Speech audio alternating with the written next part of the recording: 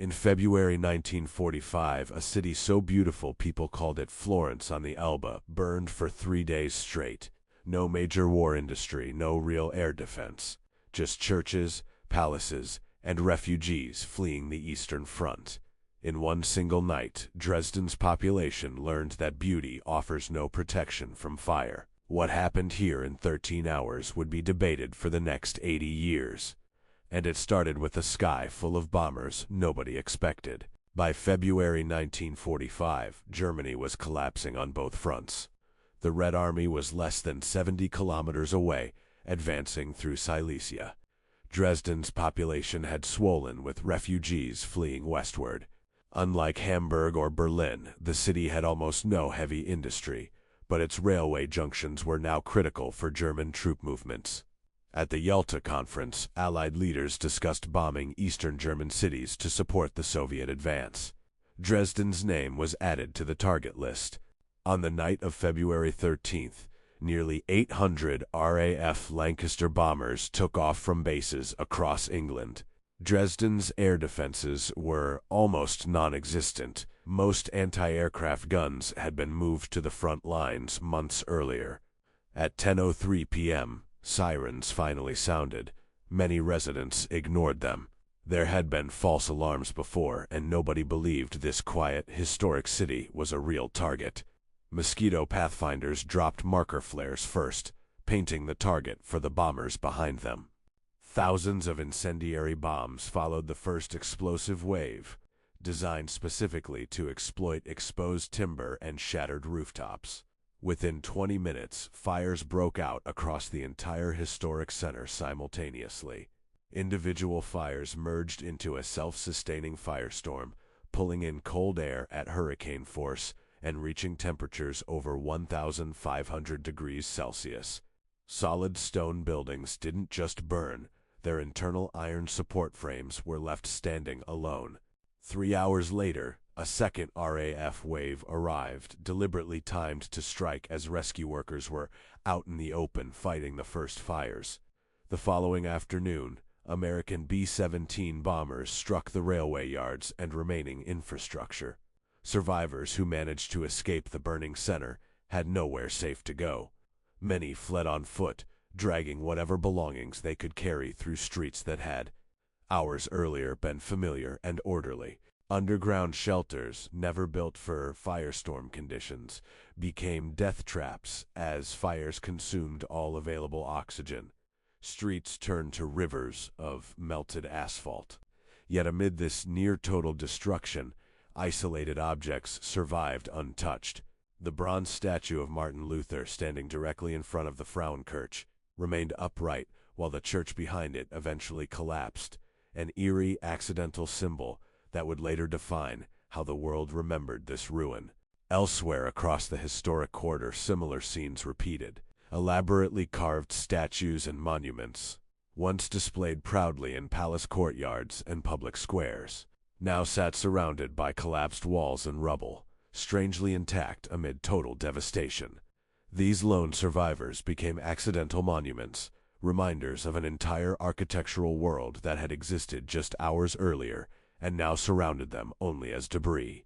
The Taschenberg Palace, once home to Saxon royalty, and dozens of buildings like it were reduced to hollow shells, walls without roofs, window openings with nothing behind them but open sky.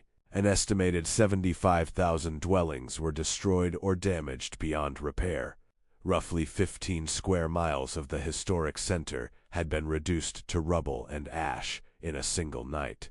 The Florence of the Elbe, as travelers had known it for 2 centuries, no longer existed. Historians have argued over the death toll for 8 decades. Nazi propaganda inflated the figure to hundreds of thousands for political effect, a claim later echoed by Cold War and modern revisionist sources. A meticulous German historical commission, completed in 2010 after years of forensic research, concluded the actual number was approximately 25,000 deaths. Still catastrophic, but the gap between propaganda and fact turned this single night into a lasting battleground of memory. 2 days after the bombing, weakened by the heat that had burned around and beneath it, The Frauenkirche's massive sandstone dome finally gave way, collapsing into the nave. A church that had survived Napoleon's siege of Dresden and stood for over 2 centuries was destroyed not by a direct hit, but by the fire it triggered. In the days after, ordinary residents were already out among the ruins, trying to clear what little could be salvaged near the wreckage. With so many men dead, missing, or held as prisoners of war, the initial cleanup fell largely to women, the so-called Trümmerfrauen, or rubble women. They cleared debris brick by brick, often entirely by hand, loading what could be salvaged onto handcarts and sorting usable stone from waste. This grueling, unglamorous labor across dozens of German cities became one of the defining images of the entire post-war Reconstruction era. The work never stopped. Day after day, women returned to the same streets, sawing salvageable timber, stacking bricks by hand, slowly turning impassable mountains of debris into something that could eventually be walked through again. There was no heavy machinery for most of this early work, just human labor, repeated for years, across a city that had lost not just its buildings, but much of its able-bodied male population to the war. Dresden's post-war leaders faced a difficult choice: rebuild quickly, or preserve some ruins permanently, as memorials. Unlike West German cities that reconstructed rapidly with Marshall Plan support, Dresden now sat in the Soviet occupation zone, soon to become East Germany. Resources were scarce, priorities were different, and many of the city's most symbolic ruins were deliberately left standing, sometimes for decades, as stark historical and political statements. This photograph of the Taschenberg Palace was taken in October 1990, 45 years after the bombing, and only months after German reunification. The palace still stood as a hollow ruin, cars now parked casually in front of walls that had once housed Saxon royalty. For nearly half a century, this had simply been part of Dresden's everyday landscape. Ruins so old and familiar that residents walked past them without a second glance. By 1985, 40 years after the bombing, the Frauenkirche ruins were still exactly where they had fallen, a designated East German war memorial, deliberately left untouched. This photograph shows ordinary visitors sitting casually near the collapsed dome and shattered walls, treating the ruin as a normal part of the city rather than a shocking wound. For 4 decades, this refusal to rebuild was itself a political statement about memory and war. Through the 1990s, scaffolding rose around the Frauenkirche site as reconstruction began in earnest. Engineers cataloged over 8,000 surviving sandstone fragments, using computer modeling to determine each block's original position in the building. This wasn't simple reconstruction. It was an attempt to physically reassemble history itself, fragment by fragment, using as much of the original, fire-blackened stone as possible. The Frauenkirche finally reopened in 2005, 60 years after its destruction, its new dome rising above the city once again.